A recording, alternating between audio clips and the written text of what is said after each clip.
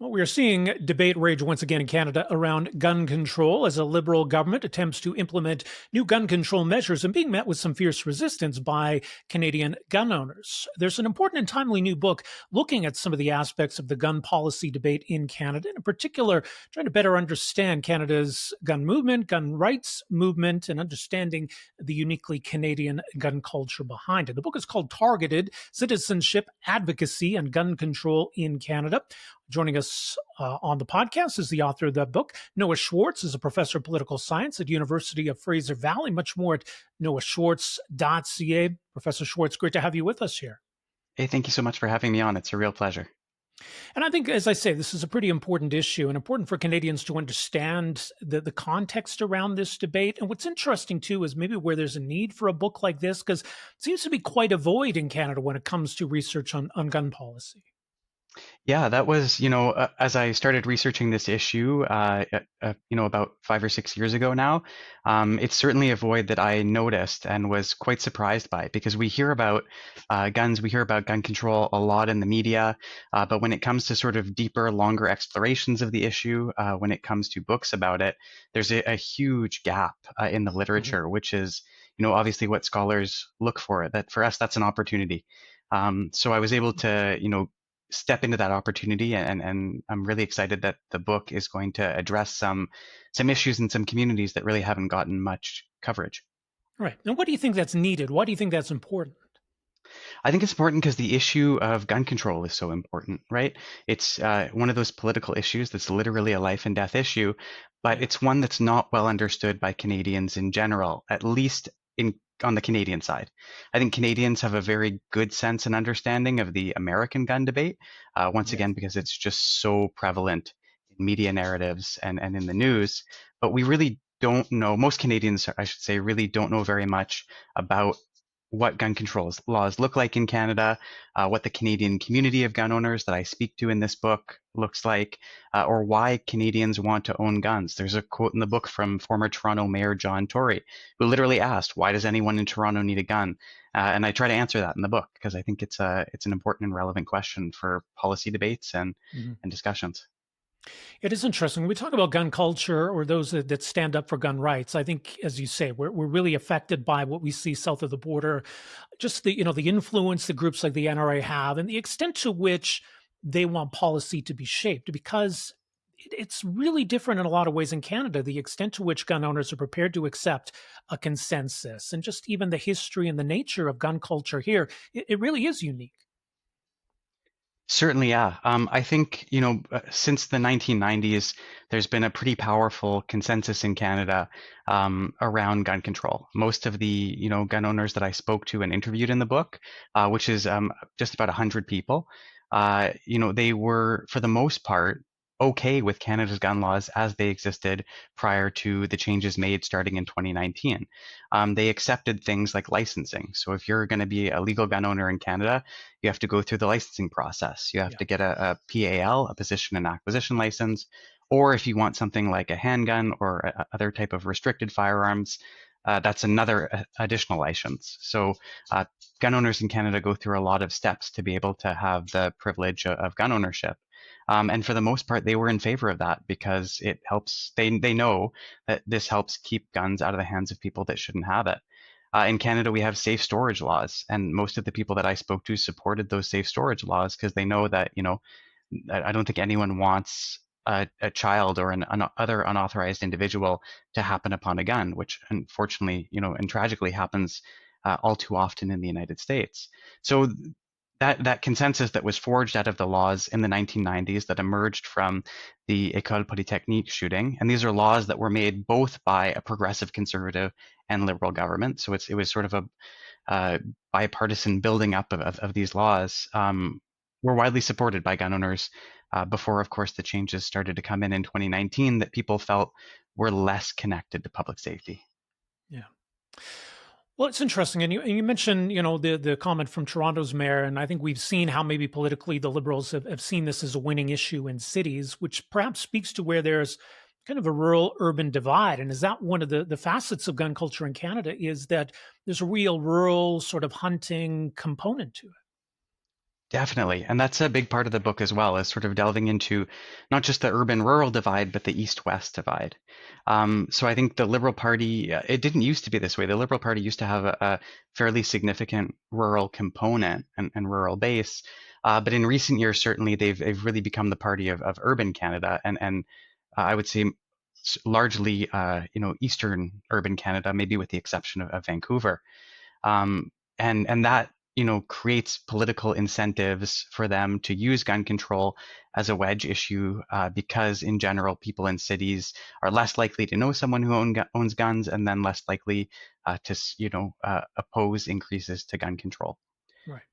So there's certainly a political component of this that's tied to the urban rural issue. A lot of the people that I spoke to in my research were rural Canadians, and for them, guns are tied to either leisure, so they go to the range, they participate in traditional shooting sports like skeet shooting, like target shooting, or it's tied to their food systems. People that I spoke to were subsistence hunters. They rely on meat that they gather from hunting to be able to feed themselves and their families. So obviously, guns are going to be a huge part of your life if that's how you're getting your food. And this includes Indigenous Canadians Yeah. living in rural areas who are more likely to rely on subsistence hunting, especially in the far north. So yeah, guns are hugely tied into the urban rural issue, and then the east west, issue as well, because we see higher rates of gun ownership in provinces like Saskatchewan, Alberta, and parts of British Columbia, outside of maybe the lower mainland. So there's this east west component as well, to it, that I think feeds into a lot of the narratives in the debates on this issue. Hmm. And you mentioned how some of these tragedies have been catalysts for this debate, like Ecole Polytechnique, and now more recently with the Nova Scotia massacre. And I think in the aftermath of any tragedy, it's important to understand how it happened, what went wrong, could it have been prevented. But there's a real emphasis oftentimes on gun policy. What do you see as similarities between the debate now versus the debate in the late '80s and early '90s, and where maybe there's now some differences? Yeah, that's a fantastic question. I think and this goes back to the way that we think about gun control through kind of an American frame, Yeah. because we often see discussions of gun control happening in the United States after there's a mass shooting, or the memory of mass shootings being used to advocate for gun control. I think most recently there was a CNN interview a couple of weeks ago where they actually created an AI generated version of one of the students who died in the Parkland shooting Yeah. and did an interview with that was really controversial. But it sort of speaks to that way that the memory of mass shootings is a huge catalyst for mobilizing movements for gun control. That is, part of the interest group system. I don't know if it often creates the best policy. I think in the United States, definitely there's a need for more gun control to be able to prevent things like this. In Canada, since the 1990s, we have very, very strong laws on the books that that are attempt to keep guns out of the hands of the wrong people. And the Nova Scotia shooting is kind of proof of that, in that the shooter sourced most of their firearms from the U.S. Right. So these, it's important. Obviously, these case studies are useful for movements for gun control to push for changes. But when we're thinking about making the best policy, we have to look at the long term and look at the context around it, and not sort of just focus on these events as important as they are. Yeah.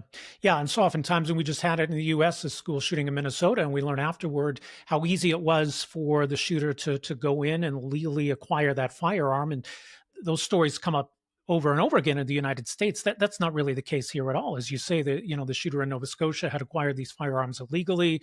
And that's a big part of the problem in Canada when it comes to guns, is just, the guns that come in illegally or on the streets, et cetera. So right there, I mean, that's a pretty substantial difference, isn't it?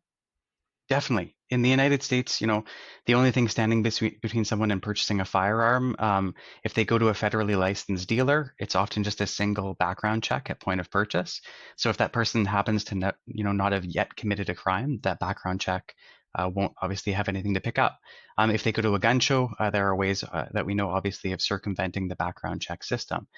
In Canada, that's not the case. You obviously need a license in Canada, a PAL, to be able to purchase a firearm, and you undergo what's called continuous eligibility screening. So if a gun owner in Canada commits a crime, then they'll be flagged in the system. The RCMP will show up and they'll confiscate their firearms. So there's much more robust and continuous protections in Canada that help prevent unauthorized people from getting their hands on guns. The large, very, very large hole in the system, of course, is that we share the world's largest undefended border with a country that has more guns than people. So unfortunately, there's very little that we can do to completely eliminate the supply of black market guns in Canada, just because of the America factor.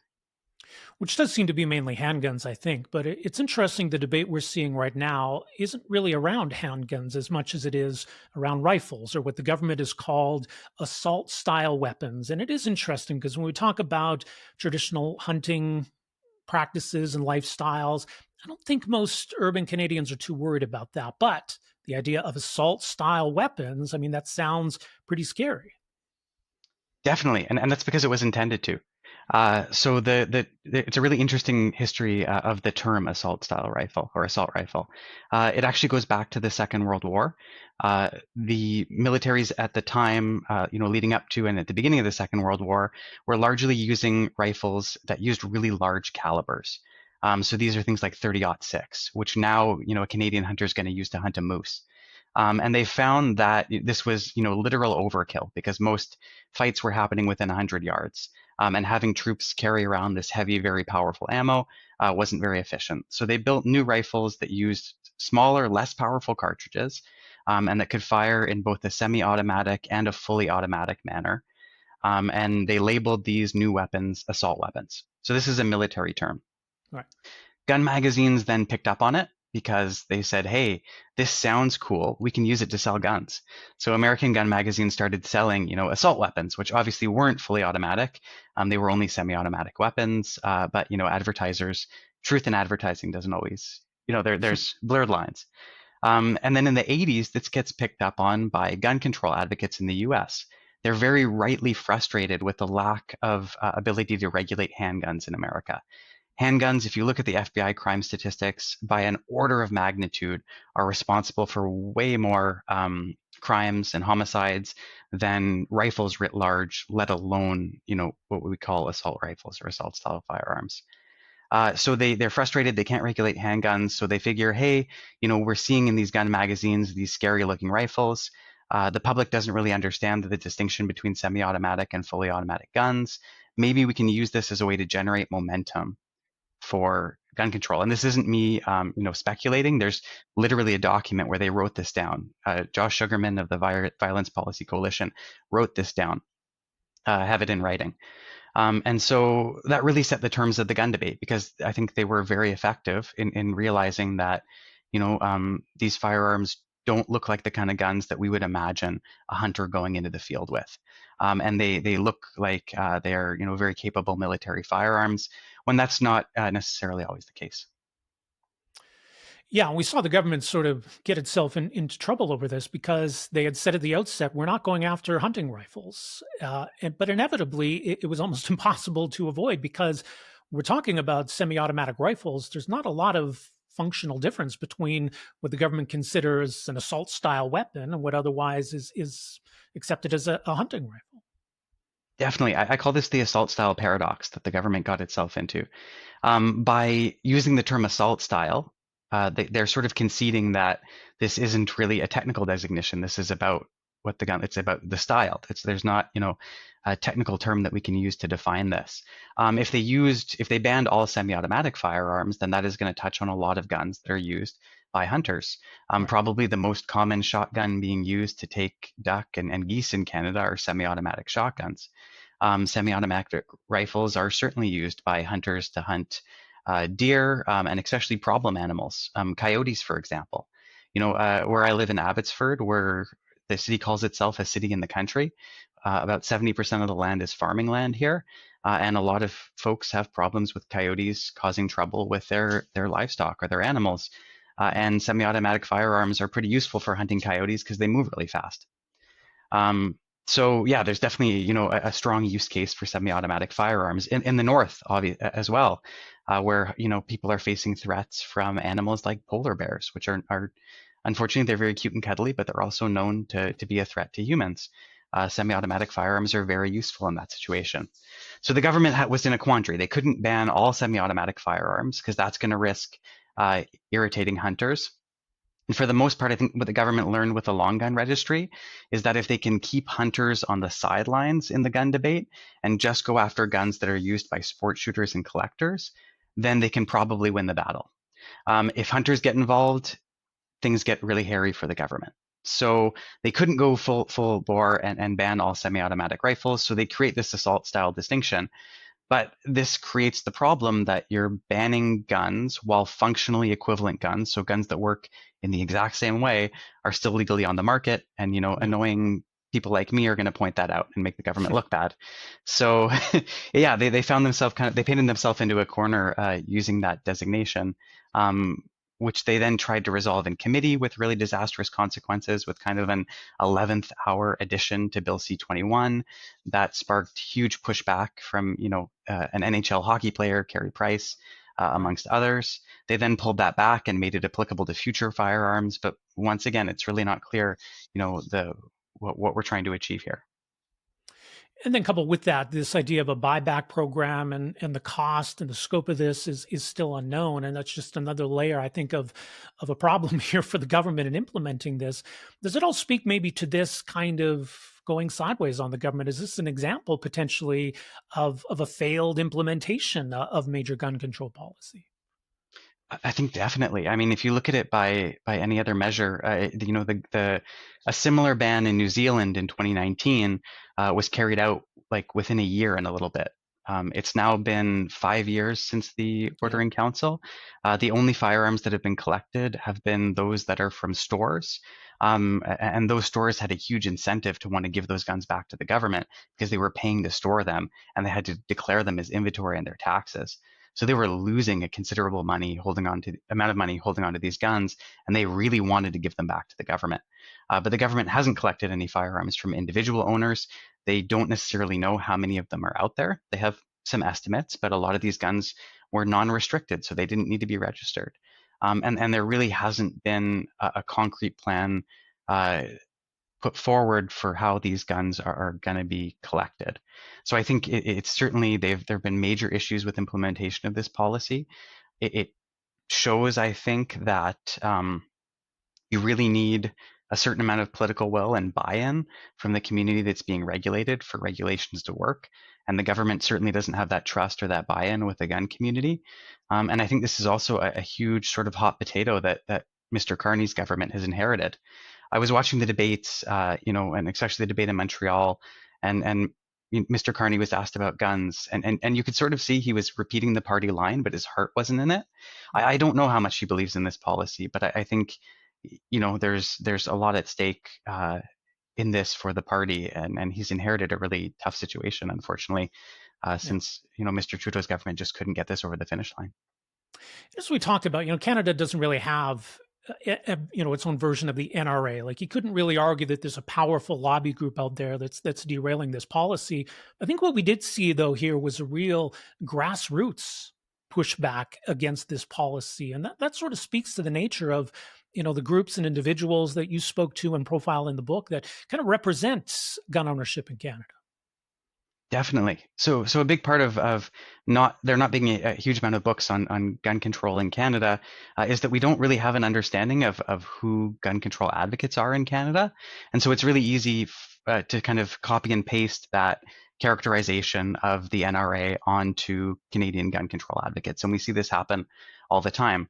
The reality is actually pretty different. The Canadian gun pro-gun movement is not well resourced in the way that the National Rifle Association is in the United States. They are generally sort of small groups. They have maybe a few professional full-time employees, but for the most part, they rely on volunteers.